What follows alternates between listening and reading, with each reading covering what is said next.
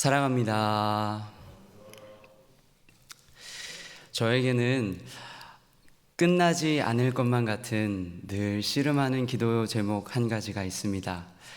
아마 우리 성도 여러분에게도 있는 기도 제목일 것이라고 생각합니다.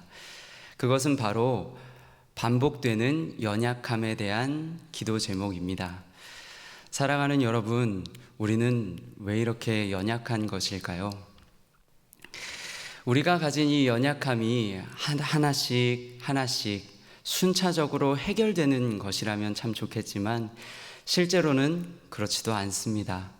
넘어졌던 그 연약함에 또 넘어지기도 하고 또 때로는 결단이 무색할 정도로 쉽게 흔들리고 무너지는 우리 자신을 보기도 합니다.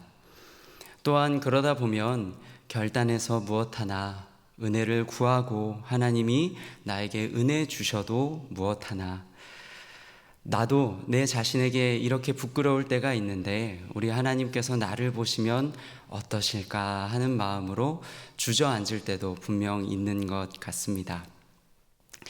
그렇게 주저앉다 보면 우리가 점점 맛을 잃어버린 소금과 같이 되어버리는 것을 우리는 종종 보게 되는데요. 오늘 이와 같은 경험이 또 이와 같은 형편에 있는 사람이 한 명 우리는 말씀을 통해서 확인할 수 있습니다. 그는 바로 아브라함이죠. 아브라함은 믿음의 조상이라는 별명이 있지만 오늘 우리가 읽은 본문을 통해 그에게도 이와 같이 반복되는 연약함을 경험했던 그런 경험이 있는 사람이라는 것을 우리는 보게 됩니다. 오늘 본문을 보면 아브라함은 네게브라고 하는 그 땅에 있는 그랄이라고 하는 지역에 거류하게 되었다라고 기록하고 있습니다.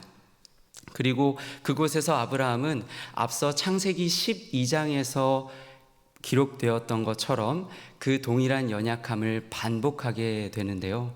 그것은 바로 애굽 왕 바로 앞에서 그러했던 것처럼 그랄 왕 아비멜렉 앞에서 동일하게 자신의 아내 사라를 누이라고 이야기하게 된 사건입니다.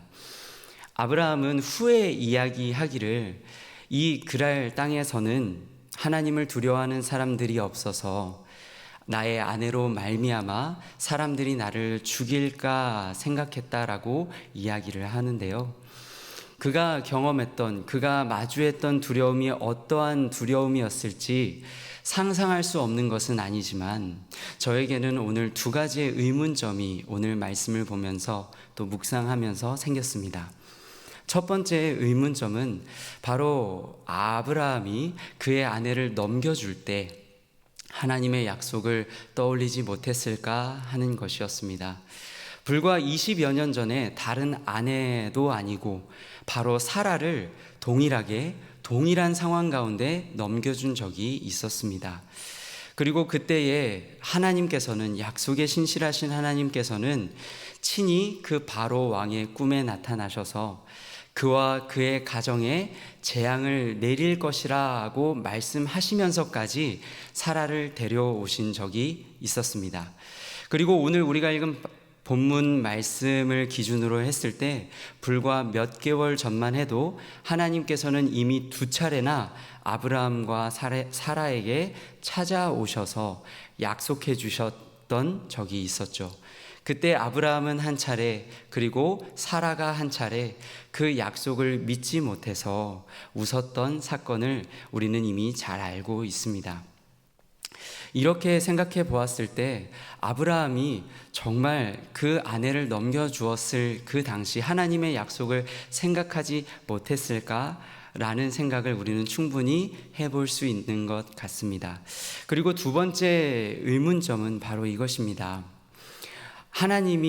아브라함이 하나님을 경험하지 못했기 때문에 충분히 경험하지 못했기 때문에 그런 두려운 상황 가운데 아내를 넘겨주게 되었던 것은 아닌가 하는 것입니다. 그런데 이 역시 그동안 하나님께서 아브라함을 어떻게 만나 주셨다는 것을 우리가 기억하면 사실 동일하게 의문점을 가질 수밖에 없게 되는 것 같습니다. 오늘 우리가 읽은 본문을 기준으로 했을 때 아브라함은 지난 1년 동안 그 어느 때보다 하나님을 참 많이 경험했던 사람이었습니다. 앞서 이야기한 것처럼 이미 2차례나 하나님께서 아브라함과 사라를 찾아와 약속해 주셨고요. 뿐만 아니라 할례를 통해서 반드시 하나님께서 자손을 주실 것이라는 것을 보여주시기까지 했습니다. 심지어 하나님께서 하나님을 두려워하지 않는 이들에게 어떻게 행하시는지 소돔과 고모라의 사건을 통해서 하나님은 분명하게 보여주셨다는 것이죠.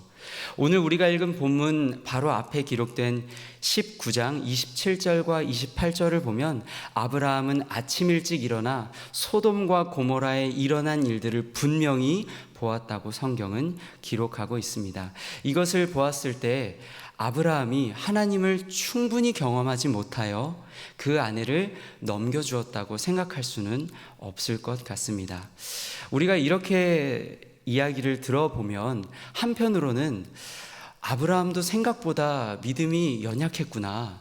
내가 아브라함과 같은 경험을 했다면 나는 아브라함과 같은 결정을 하지 않을 수 있지 않을까? 아브라함보다는 더 나은 결정을 할 수 있지 않을까 생각할 수도 있을 것 같습니다. 그런데 정말 그럴까요? 곰곰이 우리의 삶을 들여다보면 우리 역시 아브라함과 마찬가지였다라는 것을 우리는 또 발견할 수 있게 됩니다. 주일 예배 때나 또 수련회와 같은 때 우리는 뜨겁게 하나님을 만나곤 합니다. 그때만큼은 그 어디나 주 예수와 동행하니 하늘나라라고 고백할 수밖에 없게 되죠. 그리고 그 자리에서 우리는 참된 회개의 눈물도 흘립니다. 그런데 오늘과 같이 월요일이 시작되고 우리의 숨통을 조여오는 것처럼 느껴지는 그 현실을 마주하면 우리는 어떻게 됩니까? 오늘 본문에 아브라함이 그러했던 것처럼 하나님의 약속을 기억하지 못하는 자처럼 또 하나님을 충분히 경험하지 못한 자처럼 우리는 살아가고 있지 않은가 합니다. 연약함이 반복되고 있는 것이죠. 그렇다면 우리 하나님께서 오늘 우리에게 이와 같은 말씀 주신 이유는 무엇일까요? 그것은 우리에게 우리의 생각을 뛰어넘는 신실하심으로 우리와 함께 하신다는 것을 가르쳐 주시기 위함인 줄로 믿습니다. 심지어 수치를 무릅쓰고서까지 말입니다. 오늘 본문에서 하나님께서는 그랄 왕 아비멜렉의 꿈에도 다시 나타나십니다. 그리고 그에게 말씀하시는데 그가 하나님에 대하여 범죄하지 않도록 하기 위해서 가르쳐 주기 위해서 내가 나타났다라고 말씀을 하십니다. 그러면서 오늘 본문 마지막 7절에서 아브라함에 대하여 하나님께서는 이와 같이 말씀을 하시는데요. 그는 선지자라. 그가 너를 위해서 기도해 줄 것이다. 다시요. 그는 선지자라. 그가 너를 위해서 기도할 것이다. 사랑하는 성도 여러분, 두려운 상황 앞에서 거짓을 말하고 하나님을 충분히 경험하지 못한 사람과 같고 그 약속을 잊어버린 사람과 같은 아브라함이 정말 선지자로 불릴 수 있겠습니까? 또 우리 하나님께서 아브라함을 정말 선지자라고 말씀하시면서까지 아쉬우실 것 하나 없으신 우리 하나님께서 그 아브라함을 선지자라고 말씀하시면서까지 감싸셔야 하는 이유는 무엇입니까?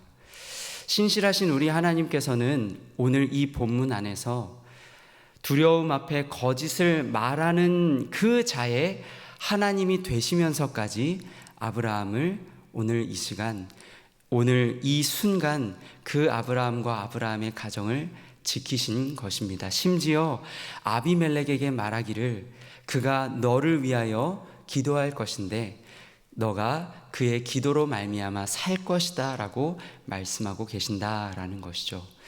말씀을 정리하고자 합니다. 주 안에 사랑하는 성도 여러분, 오늘 우리는 새 마음으로 새 하루를 시작합니다. 분명 그럼에도 불구하고 우리에게는 반복되는 연약함이 발견될지도 모르겠습니다. 하나님의 약속을 잊은 사람처럼 보이고 때로는 하나님을 충분히 경험하지 못한 사람처럼 보일지도 모릅니다. 그러나 우리가 그때마다 기억했으면 좋겠습니다. 오늘 하루 꼭 기억했으면 좋겠습니다. 그런 연약한 우리를 대하실 때 십자가의 그 사랑으로 안으시며 그는 그리스도인이라, 그는 사랑하는 내 아들과 딸이라 말씀하실 그 예수님, 그 예수님을 바라보며 그 예수님을 힘써 따르는 믿음의 길을 걸어가고 축복의 통로의 역할을 넉넉히 감당하는 저와 우리 모두가 되기를 축복합니다.